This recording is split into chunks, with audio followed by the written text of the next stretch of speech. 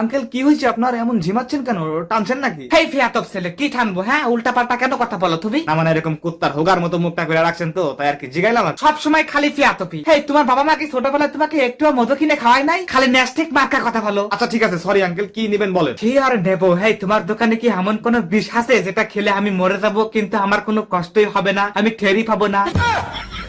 এত সস্তা না মারা, এই শরীর নিয়ে আবার বিষ খাওয়া মরবেন, এমনিতে হয় না আবার ন্যাকড়া পেঁচায়া। এই গাঁজা ফেরি প্ল্যান কে দিছে আপনাকে? হেই ফিয়াতব ছেলে, গাঁজা ফেরে ফিলান হবে কেন? নষ্ট ছেলে। তা কি হয়েছে নাকি আপনার, আপনি কেন বিষ খাবেন? আমার লাইফে নো শান্তি, অনলি অশান্তি। আরে মানুষের জীবনে কেন এত কষ্ট? তা নতুন করে আবার কি হয়েছে আঙ্কেল? আরে আমার শ্বশুরটি কিছুদিন হলো মারা গেছে। আপনার শ্বশুর মারা গেছে?